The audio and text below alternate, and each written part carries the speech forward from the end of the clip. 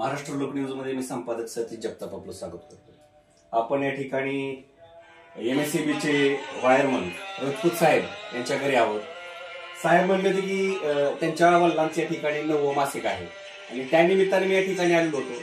साहेब म्हणले काय करायचे, बातमी द्यायला काय काय नको म्हणले, परंतु मी आज या ठिकाणी आवर्जून त्यांची मुलाखत घ्यायसाठी आलो की साहेब तुमच्या वडिलांचं आज 9व मासिक आहे आणि तुमचे वडील हे विठ्ठलाचे भक्त होते, त्याचबरोबर त्यांची विचारसरणी अतिशय प्रगल्भ अशी होती, अडाणी होते परंतु प्रगल्भ होते। त्यांनी त्यांची मुलं शिकवली।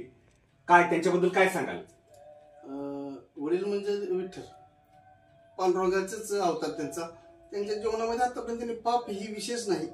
विषय असा आमचा समाज भुई समाजमध्ये अर्थातच जाळे समाज मामाचं पकड। त्यांनी 3 बहिणी आणि 2 भाऊ ह्या 5 जणांच्या कुटुंबातून जाळ्याचा व्यवसाय साईडला काढून पांडुरंगाची त्यांनी वैयक्तिक 20 वर्ष वारी केली आणि त्यांच्या पाठीमागे वारीचा वारसा आम्ही घेतोय। त्यांनी आम्हाला जाळं काढून फॅनखाली गव्हर्नमेंटच्या नोकरीखाली बसवलं। किती नोकर आहेत सध्या तुमच्यामध्ये? आमच्या सध्या आमच्या टीम मध्ये सरासरी 9 ते 7 मेंबर आहेत गव्हर्नमेंट।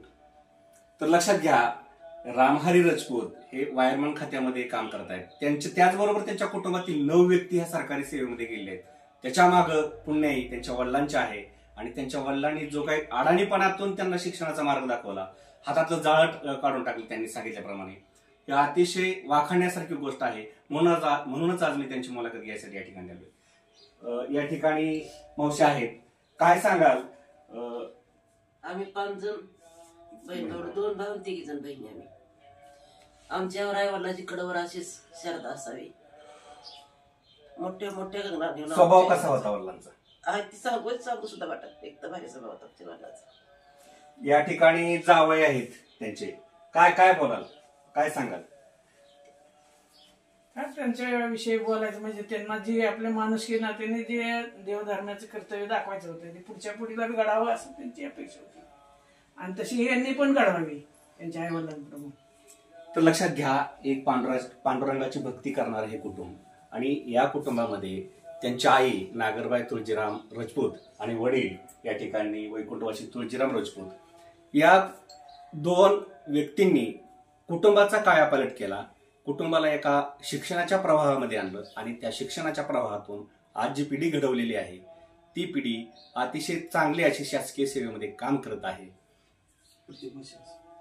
या ठिकाणी तुम्ही आता 9व मासिक या ठिकाणी करताय, आता वर्षश्राद्ध येणार आहे आणि अनेक असे उपक्रम तुम्ही राबवले आहेत पाठीमागे सुद्धा, की कुठं त्यांच्या कीर्तनाचा कार्यक्रम घे, असे काय उपक्रम घेणार आहे तुम्ही? आईचं वर्षश्राद्ध सप्ताह घालूनच वर्षश्राद्ध केलं होतं, त्याच पद्धतीनं वडिलांचं पण सप्त्याचा प्रोग्राम होईल आणि नंतर फुलाचं कीर्तन, देवकर महाराजाचं कीर्तन होईल, संध्याकाळी बारडाचा कार्यक्रम होईल। जसं आईचं केलं तसंच, त्याच्यामध्ये काही फरकच नाही। तर लक्षात घ्या, अशा प्रकारे कुटुंब घडवणाऱ्या व्यक्ती ज्या असतात त्या व्यक्तींचं नाव पुढे नेण्यासाठी कुटुंबातली ही व्यक्ती अशा प्रकारे त्यांचा वारसा पुढे नेत असते आणि आपल्या पुढच्या पिढीला सुद्धा चांगल्या प्रकारचं मार्गदर्शन करत असते। आजच्या लोकांना याच्यातून एकच सांगायचंय की तुम्ही अशिक्षित जरी असाल तरी तुमच्या कुटुंबामध्ये शिक्षणाचा प्रवाह सतत असा चालू ठेवा आणि या स्पर्धेमध्ये आपले मुलं घडली पाहिजेत, कुठेतरी शासकीय सेवेमध्ये गेली पाहिजेत, अशाच प्रकारचा इतिहास घडला पाहिजे। महाराष्ट्र लोक न्यूज साठी मी संपादक सतीश जगताप, पिंपरी।